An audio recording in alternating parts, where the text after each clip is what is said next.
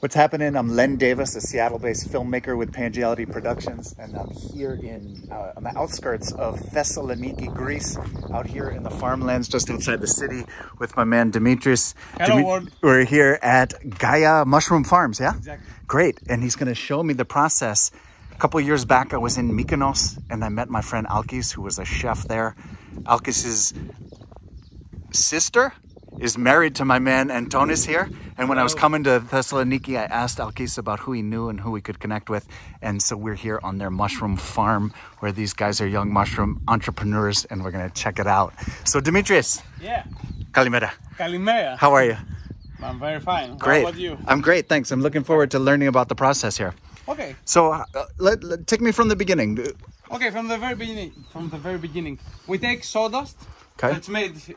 It's really put in here. Yeah. We boil it, get some temperature up, kill the microbes and stuff like this. We sterilize it.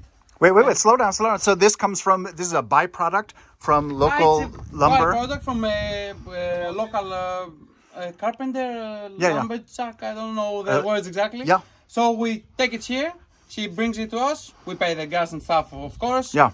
And then we put it in here, in this tank, we boil it. Yeah. Okay, kill the microbes. Yeah. And then we take the fermented spore, we mix them all together, and then we make a bag with the spores and sawdust. Right, slow it down. So right here, this is the beginning of the process where you bring the sawdust to a boil. Yeah. Great. And then from here, hey. Great. So the next step in the process, in the colonization, so you take the ready-made bag. You see this one? Yeah.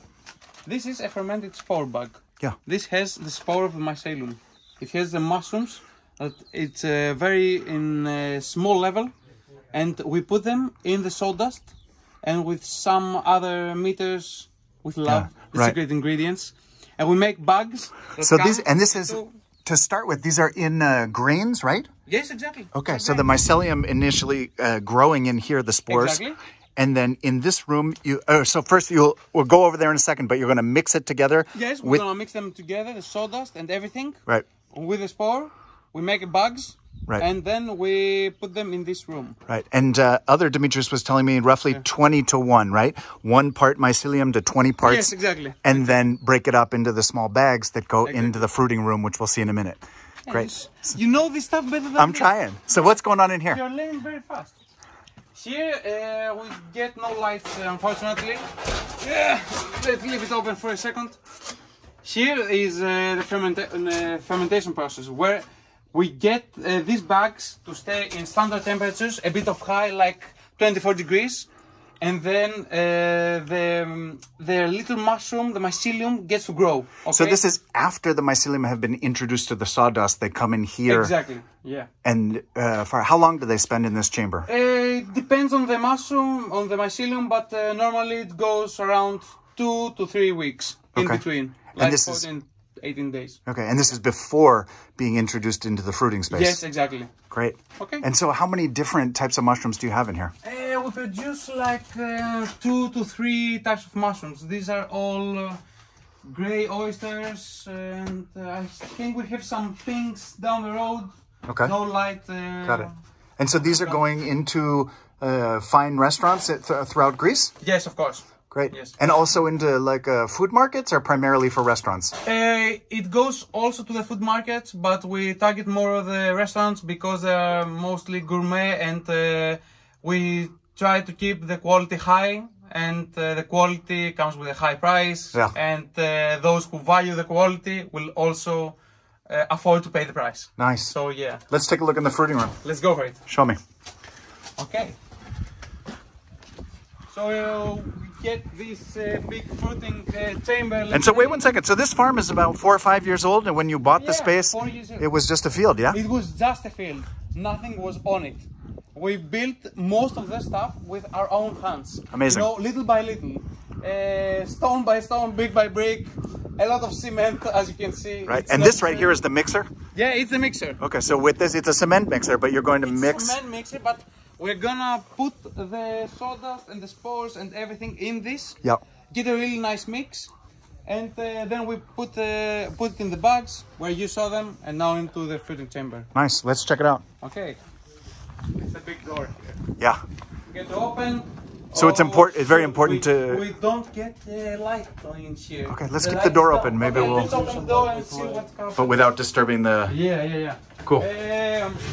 My co-worker maybe could show me the light. Okay, now. Nice. So it's nice and cool in here. Yeah, it is cool. We get to automate the humidity flow and the airflow and the CO2 that comes in here. And So show me some mushrooms. What do we got right here? okay, some mushrooms. Those are gray mushrooms. Okay. Blue oysters. Yes, exactly. Those are typical mushrooms. Everyone knows it's kind of easy to produce mushroom. It is not so high dependent in conditions, and most of the people can produce it easily, I would say. Okay. Can you show me some other kinds? Some other kinds. I would love to show you the pink oysters. Yeah, let's check it out. What, Unfortunately, over here you have some nice oysters. These big guys. those are The kings. power just came back. Let there be light. Those are king oysters. Yes. King exactly. oysters. Wow, King beautiful. oysters. Yeah. Those are amazing mushrooms. They are not so watery, let's say. They have a strong taste. Nice. Yeah. So what? Show me some other varieties. Okay, some other varieties. Those here are all, I believe, if I remember correctly, yeah, they're all blue oysters. We get some more variations in the front. We get the lion's mane in here. Lion's mane. We have, Yeah. What do you got? pink oyster mushroom. Oh, we found a little one. Yes. It has pinned, but it's not ready yet. Nice. Yeah. It will be like the blue oysters, but bigger. Okay. Hello, I'm Dimitri. Okay, unfortunately not enough. Great. See another one here. It's a little pink one. And so, We have some Foliota antiposa, Oh yeah, chestnut that's a new mushrooms, like your wife. beautiful. Yes. Yeah, And castaños. Castaños. And we have some lion's mane too. In here. We have some lion's mane substrates. Beautiful. Yes. So, Dimitri, tell me a little bit about this is a new space in Greece, yeah? In terms of the opportunity and the Greek cuisine and the sort of Yes, people being introduced to this whole realm is a new opportunity that you guys are trying to grow this business, yeah? Yes. People didn't know, Greek people didn't know much about mushrooms except from the wild ones. They were harvesting wild mushrooms, and some years ago a big business started growing only oysters, and that's how it became known to Greek people. We started growing gourmet mushrooms. We were one of the first companies to start growing gourmet mushrooms, like the ones we have shown you, apart from blue oysters. And this is an endeavor of 3 years. We started this whole thing was a field, and we built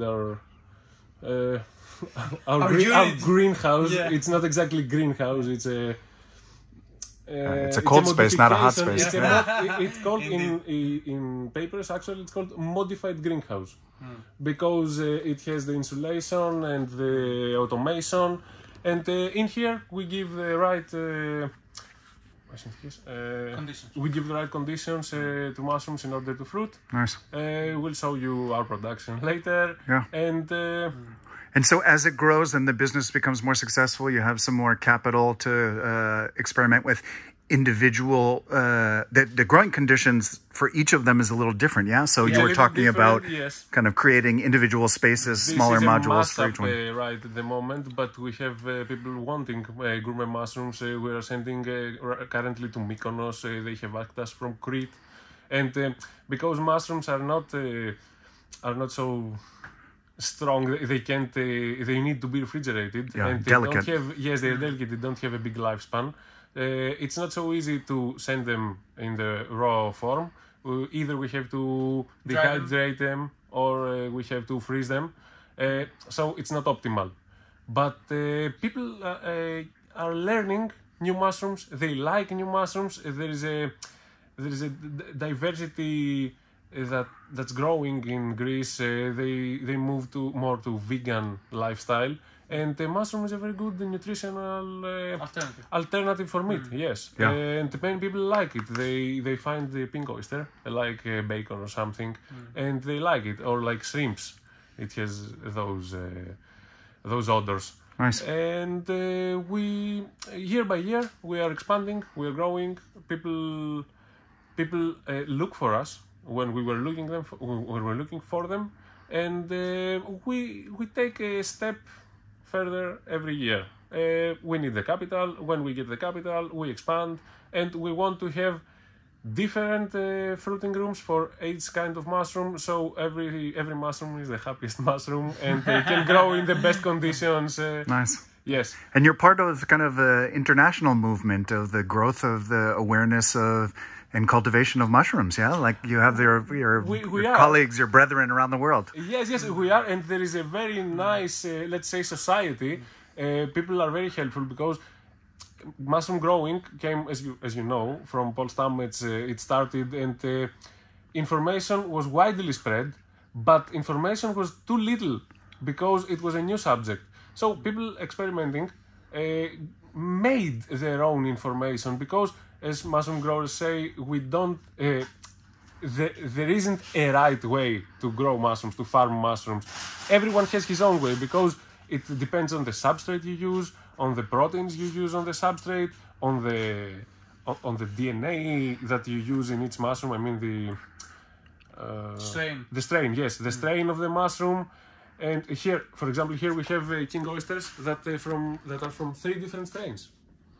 We have a friend in Drama, a Greek village, that has been experimenting many years with strains and cloning strains that he likes, because both him and us go for foraging in the mushrooms, in the forests. Nice. So we are finding mushrooms, and he keeps cloning, and he gives us some good strains. And we hope to have our own lab one day and have it more,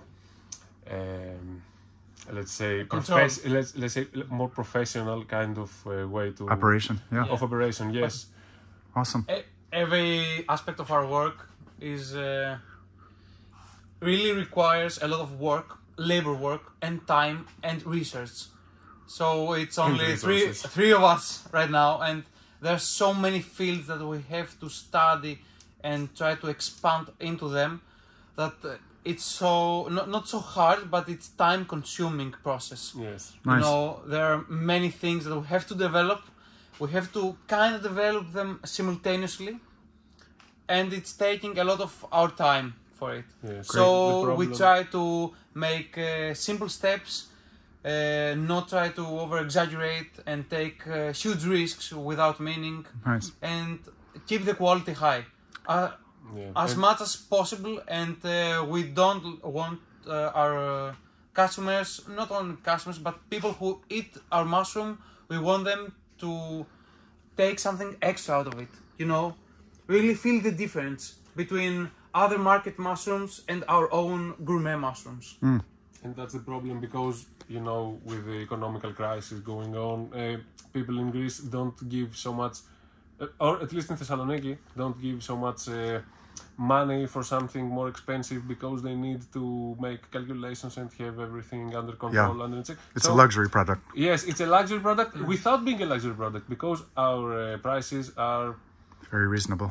Not just reasonable. It's about half of the global prices of those mushrooms. For example, in America, you can find the blue oyster, single oyster mushrooms for $20 or $15 a pound, and ours cost about €4 per kilo. A pound is half kilo. Yes. So yeah. So our gourmet mushrooms, for example, are a bit higher, double or triple the price, but they are not so affordable for, let's say, everyday guy. Yeah. Though they are, he won't give it. He would say it's about the same price as meat, so why won't I buy meat? But we have our followers, our people who like our mushroom products. lovers. Yes, our mushroom lovers who keep looking for the blue us. oyster cult. The blue oyster, not the blue oyster, the gourmet mushroom cult. But Yes. I believe the thing is that people don't really have access to information about our mushrooms. You know, they don't value what they get Yeah. because the lack of information, the lack of knowledge behind the scenery of this product. Yeah. is making a huge impact. Yeah, it's all part of your mission to grow the awareness as well as to grow the product. Exactly. To reach a bigger It's market, another so that aspect it's of our work that we so have it's not to only a develop. luxury restaurant product, but also a Yes, more mainstream exactly. food Yeah. item. But the feedback we get from those that actually taste it and feel the difference, that they are aware of the mushroom differences. Nice. Yes. Awesome. Same. Well, there's a fungus among us here in Thessaloniki. I'm here on Gaia Mushroom Farms. I'm Len Davis, a Seattle-based filmmaker with Pangelity Productions, and I'm with Dimitris. And these you very guys much, are mushroom farmers here. Yes. So We're very glad to have you here. so with sweet. us. I'm glad to be here. Yes. Sweet. So do you guys have a website? We don't yet. Not have yet. a Yes, Great. website. not But I will go ahead and include the contact information for them. I'm happy to use this video as a tool to connect them with other people interested in their work and other mushroom farmers around the world. And so sweet. Thank you for sharing this Thank you space very with me. much as well. Thank you. Thanks for welcoming me to your farm. All right. Stay fresh, y'all.